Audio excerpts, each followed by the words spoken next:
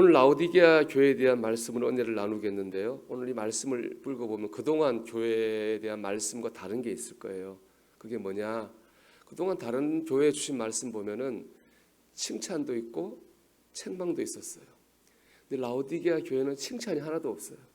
책망만 있어요. 참 이게 마음이 아픈 일인데 주님께서 이렇게 라오디게아 교회를 책망하신 이유는 왜 그러냐? 그들의 신앙이 미지근했기 때문에 그래요. 차지도 않고 뜨겁지도 않고 미지근했어요. 미지근하다고 하는 건 뭘까요? 크게 기도 안 하고 작게 기도하고, 뭐 크게 찬양 안 하고 작게 찬양, 그런 건 아닐 거예요. 우리 한국 사람이 좋아하잖아요. 화끈한 신앙, 화끈하게 믿어야 되는데 그게 아니어서 그러나, 근데 오늘 말씀 보면 그거 화끈하게 안 믿는 게 미진한 건 아닙니다. 주님께서 말씀하시는 미지근한 신앙이라고 하는 건 뭐냐? 신실하지 않은 거예요. 여러분 14절 말씀을 볼게요. 보면 그 교회에 말씀하시는 주님의 모습이 바로 그 교회를 향한 메시지를 담고 있습니다.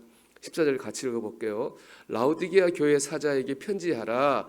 아멘이시요 충성되고 참된 증인이시요 하나님의 창조의 근본이시니가 이르시되 아멘.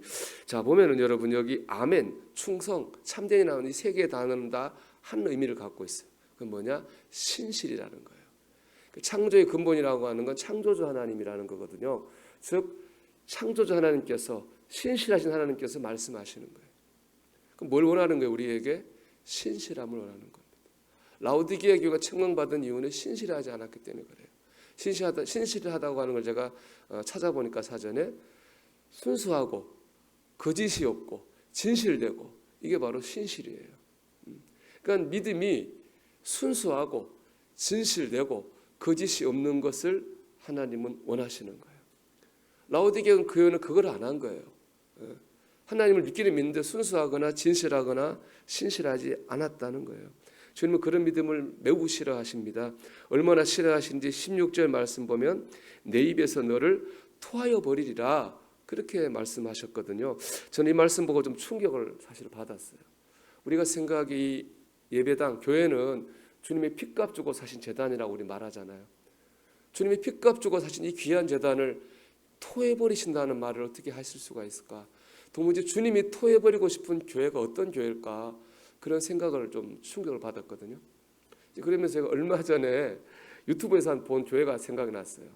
얼마 전에 추수감사절이었잖아요. 청주에 있는 한 교회인데 추수감사절인데 예배당에서 두 무리가 나눠서 예배를 드리고 있어요. 이쪽에서는 목사님이 설교를 하고 있어요. 이쪽에서는 장로님이 통성 기도를 하고 있어요. 예배를 드리는 건지 예배를 방해하려고 하는 건지 서로 그런 모습 보면서 그 교회를 제가 토해버리겠다고 하는 건 아니고 그 모습만큼은 정말 주님이 토해버리고 싶은 모습이 아닐까 하는 생각이 이 말씀 묵상하면서 들었어요. 다들 예배를 드리고 있으니까 믿음은 분명히 있다고 봐야 되겠죠. 근데 그 믿음이 참 믿음입니까? 믿는 것도 아니고 안 믿는 것도 아닌 거예요. 결국에 이런 미지근한 믿음은 뭐죠? 하나님의 영광을 가리는 믿음이에요. 교회덕을 세우지 못하는 믿음이에요. 내 믿음이 미지근한가 아닌가 알 수 있는 건 이거 보면 아는 거예요. 내 신앙생활이 하나님의 영광을 드러내고 있나, 교회의 덕을 세우고 있나, 그걸 보면 내 믿음이 미지근한 믿음인지 아닌지 알 수 있는 거예요. 그런데 이런 미지근한 믿음이 가진 결정적 문제가 있어요. 그건 뭐냐? 자기 자신의 모습을 보지 못한다는 거예요. 이런 17절 한번 보세요.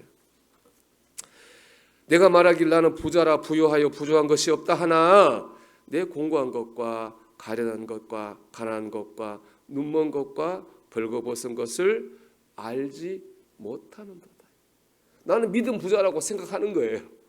나는 믿음이 좋다고 생각하고 있어요. 나는 잘하고 있다고 생각하고 있는 거예요. 사실은 잘 못하고 있거든요. 사실은 지금 부끄러운 모습으로 신앙생활하고 있는데, 이 미지근한 믿음을 우리가 가지게 되면은 내가 그런 부끄러운 모습을 가지고 있다고 하는 것을 몰라요. 내 모습을 볼 줄 못 보는 거예요.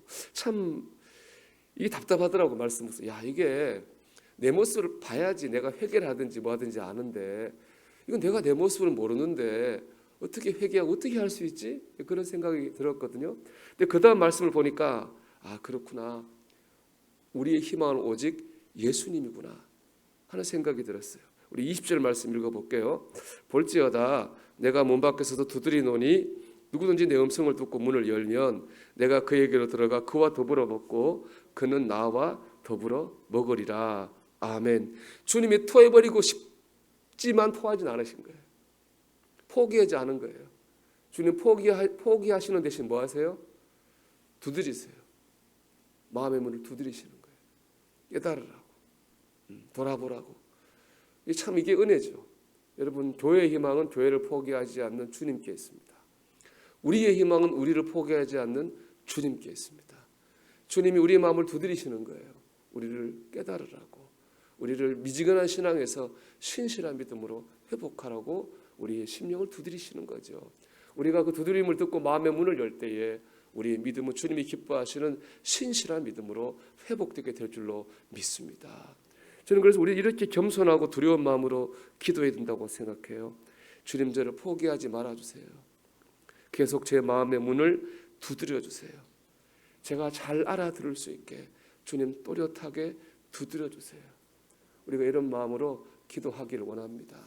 사랑하는 여러분, 우리가 오늘도 우리를 신실한 믿음의 길로 인도하기 위해 우리 마음을 두드리시는 주님의 그 두드리심을 듣고 주님이 기뻐하시는 신실한 믿음의 길로 나아가는 저와 여러분이 되기를 주의 이름으로 축원합니다.